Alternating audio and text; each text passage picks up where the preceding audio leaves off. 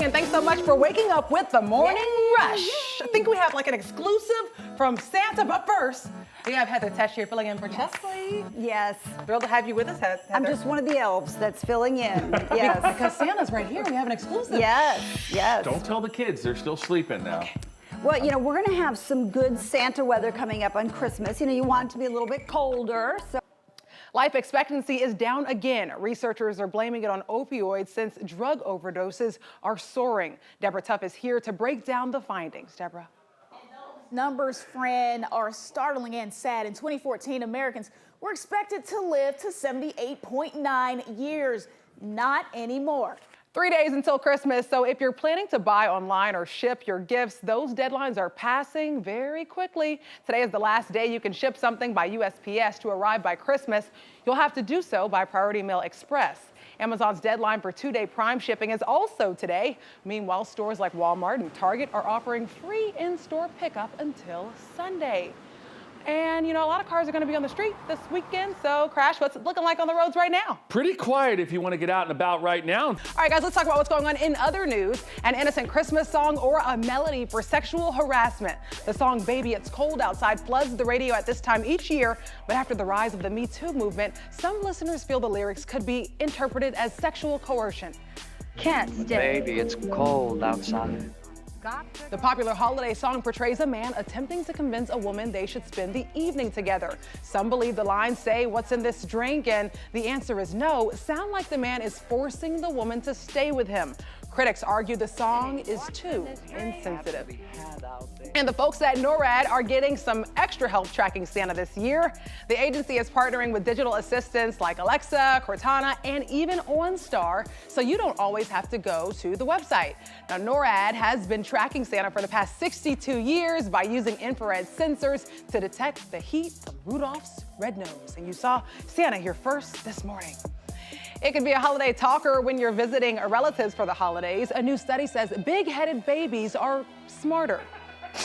I'm done. This is according to research from the UK. The genes looked at the link between genes, IQ, and overall health. They say babies with big heads show greater intelligence later in life, like earning a college degree or scoring higher on tests. Now, I have to do some observation of my co-anchors here. Okay, let's see here. Why are you looking at my head now? Look at Heather's head. 50 years old. Heather? I just add big hair to make it look like I've got a bigger head. And that big hair makes us smarter because it shows a bigger head. You kind of fool people, yeah. See, I can tell you right now, this whole study is false because I've got a huge noggin, and I did when I was a baby. I had a big baby head. My wife has a tiny head. I call her baby bird head, and she is 1,000 times smarter than I am. And I'm not just saying that. She's sleeping right now, but yeah. So the big head, I don't. Yeah, it's just more room for error. And bigger heads, it says that it also, you know, you're more healthy if you have a big head. Oh, really? Better health, yeah, you have better health outcomes if you have a bigger head. Oh, and it's not vanity if you've got a big head, huh? They say, oh, he's kind of got a big head. I think you're talking figuratively, Heather. Well, you know, because, you know, you say people have a big head when they're, I don't know. Full of themselves? Exactly, exactly, so. Well, we have much more to come here. Maybe because they're smarter. They have much more to come here on Morning Rush, keeping the peace during the holidays. We're giving you some tips on how to avoid heated political conversations ahead of Christmas. And a road trip myth, how come they seem to go faster on the way there and slower on the way back? We're verifying if this is true or not. And Heather is going to be talking to us about some drizzle and fog through Friday. Heather Tesh is here to talk about a wet start to the holiday weekend. All right, we're asking you, what's your favorite Christmas movies? Let's look at some of your answers. Denise says, Elf, what? Elfdale posted a reference to the Christmas story. Candace says Home Alone. I don't know what that first one was. Be sure to chime in 11 Alive Facebook page here. Elf, I guess, was the first one. Yes. I was like, what? Elf, baby. Yeah, elf, baby.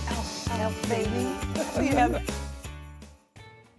In this season of giving, you might also be getting an earful if you bring up politics at your family gatherings. Some experts say you should avoid the topic altogether. Yeah, and that's great if you can do it, but that's not always the case. Jennifer Leslie is here. All right, Jay Les, how do we handle political discussions, peacefully at the table. Well, very carefully. I have some statistics that I want to use to set the table on this discussion, if I can get this out of my mouth.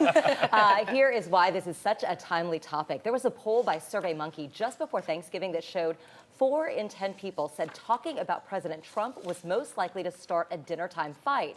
One of our sister stations talked to a professor at the University of Minnesota who said, "We are experiencing a level of political polarization we haven't seen since Civil War times."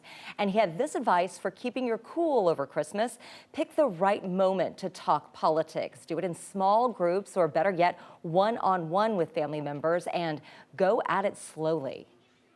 If you start at 60 miles an hour, if you say, "I can't believe this tax law that just got passed." I mean, what? So you have just started at 60 miles an hour, and you're likely to be met with a 60-mile-an-hour collision. So let's talk about some other options. He's saying don't avoid it altogether, try to talk about it, but I say if you need to bring up another conversation, talk about what are you watching on Netflix these days? Right. Or Stranger Things. Yeah. It's awesome. He's binging for the past three days. Yes. I have. My family, we tend to stay away from politics pretty much because we're having our good time when we do our big Christmas gathering. But there's one brother, my brother Michael. He is the loud voice of politics in our family. So what I'll do is a smarty pants. I'll go, "Hey, Mike, I can't believe what you posted about Trump," and then I'll do this. No. And I walk away. I walk away from the dinner table, and the rest of the family, by the time I come back, they're No! And they forget that you started it all. I do it all on purpose. So you throw the stone, and then you're like, boom. And then I'm out of here. We just designate an area in our house. So go to the kitchen. If you want to talk about something, go near the sink. Well, here's another great idea from Saturday Night Live. She's a guest in our house.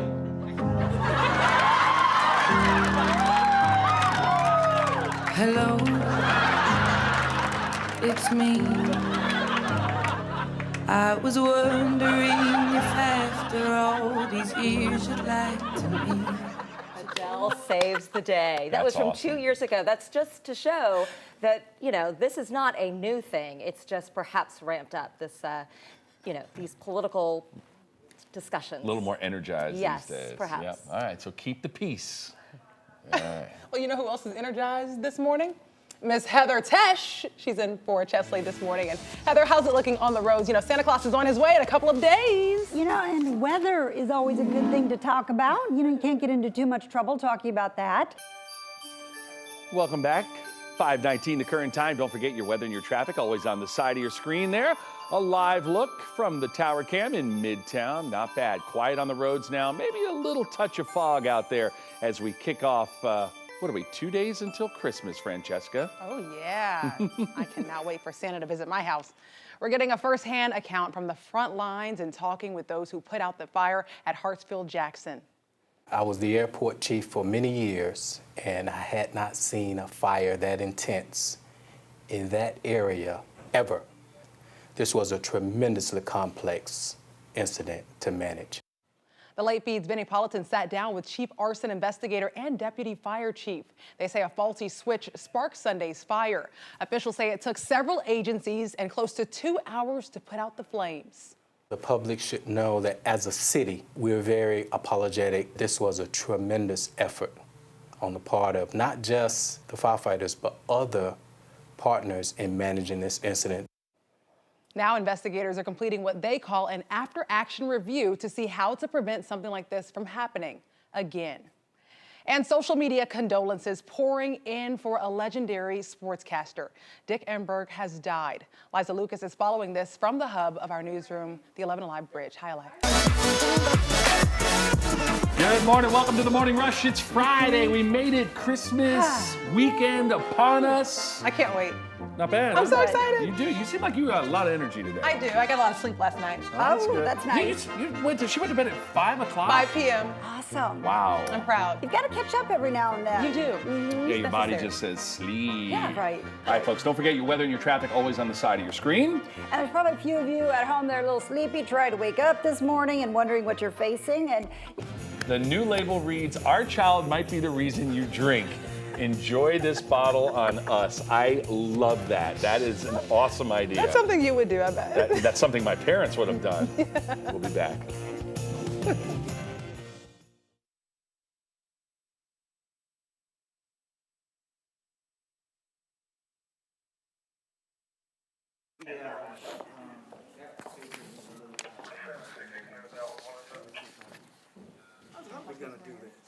Oh, I guess I should tell you. In boxes. Francesca, I just Good morning and welcome back to Morning Rush. Remember that weather and traffic's always on the left side of your screen. You hear that music? I'm getting you in the mood. Christmas is just a few days away. If you look down almost any neighborhood street, you'll see Christmas and other holiday lights decorating homes. But could those festive signs of the season be messing up your internet? Terry Gruker from our sister station in Austin, Texas verifies the claim. Sometimes all you want for Christmas